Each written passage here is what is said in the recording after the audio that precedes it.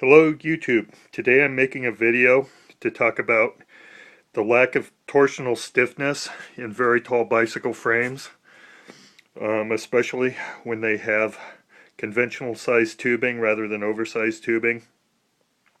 So what we have here is a early 80s Schwinn World Sport, made in Japan, probably by Bridgestone, although I'm not certain of that.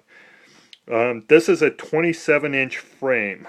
It currently has 700C tires on it, but when I say 27 inches, I'm not talking about the wheel size, I'm talking about the actual frame size, which would be about 68.5 centimeters as they measure bikes these days. When this was made, though, the inches were still a more common way of specifying a frame size.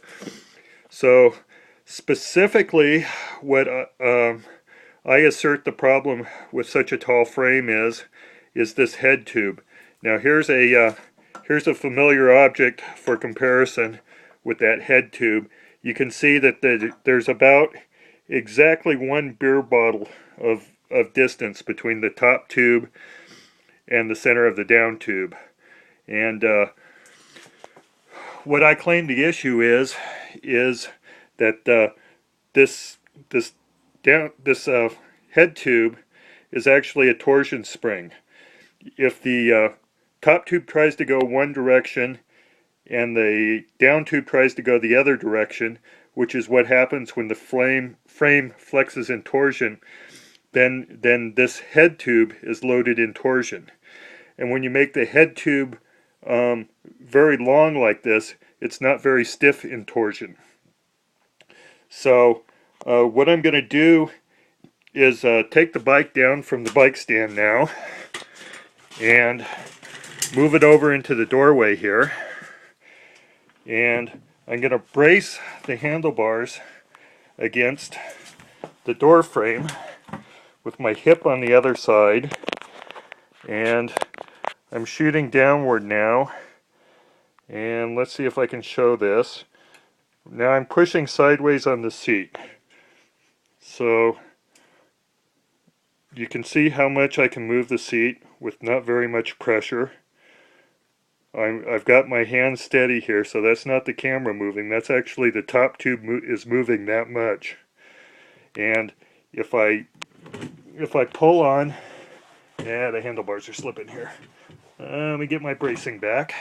Okay, if I pull sideways on the seat and release it, you can see that there's a fairly low frequency resonance. And that resonance is very close to what you get with steering shimmy. So that resonance can interact with the steering geometry and cause some wicked shimmy depending on how you have the bike loaded and so forth.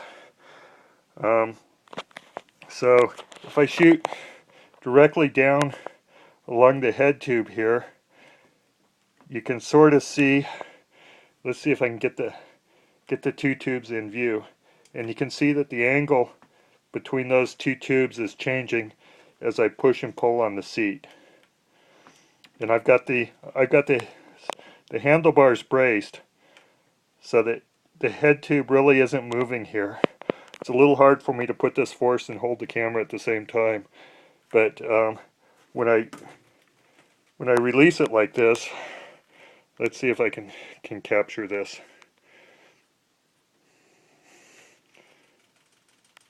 Yeah, there's what's going on when I bump the seat.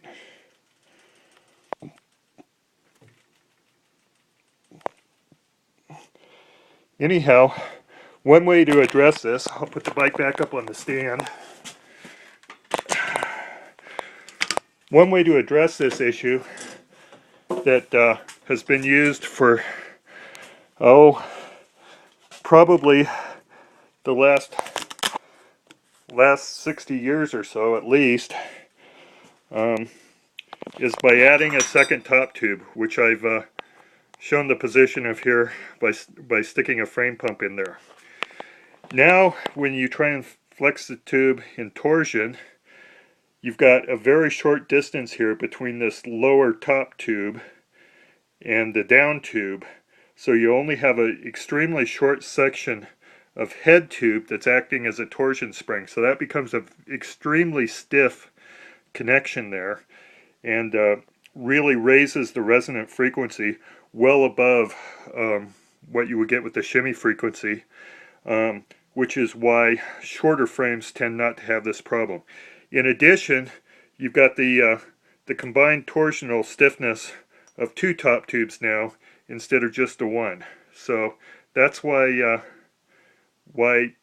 adding a second top tube is a traditional and effective way of making a tall bicycle frame much stiffer in torsion.